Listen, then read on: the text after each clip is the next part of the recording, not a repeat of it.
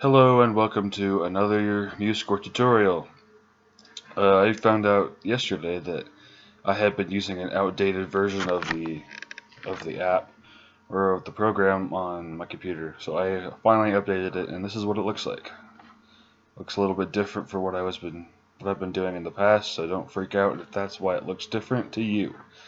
I just updated the program on my computer. As you can see, our little menu over here is a little bit different, and I don't really like because you have to double click on the things to open them up instead of just a single click, and the arrow is what opens the menus up a little bit better, but these three dots are annoying.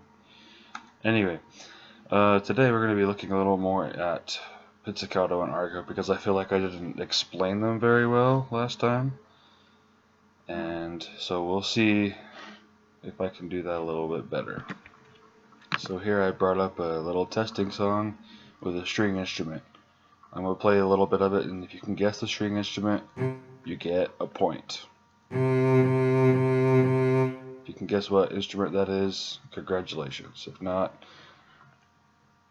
just guess anyway. Anyway, so this is what it sounds like without any changes to it. Now, you may want the instrument to play pizzicato instead of arco, which just means plucked instead of bowed. So these notes here are currently being bowed. And when I was looking at this earlier, I found this little bar here, and it actually has pizzicato and arco right here.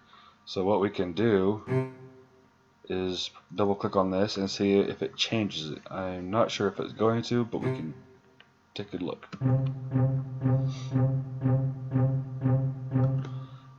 Is this a new feature? I'm not sure, but it seems to be a new feature that I've never seen before, so that's honestly super cool and super useful instead of doing it the old way, which took forever.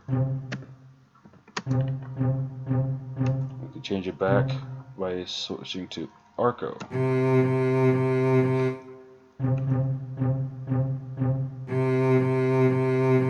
Okay, so that's like the new way in version 3.5 of Musescore, but I can also show you the old way to do it. So we're going to come here to this note here, hit Control T, type in P-I-Z-Z period.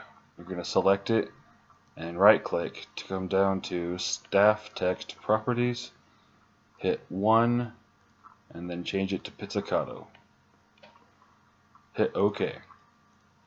And now it'll sound like the beginning of the song. To do the opposite, you do the same thing, except you hit Control T, type in Arco, select it, right click, Staff Text Properties, hit the number 1, hit OK. And it's back to being bowed. So those are the two ways, I guess, now that you can do it. I had no idea that this was even a thing until I installed this version of Musescore. So if that's a new feature, I am happy that it's there because it makes life so much easier than having to type in everything on all of the lines of staff that you have. So there's that, guys. If you enjoyed this tutorial, give it a like and subscribe to the channel for more videos.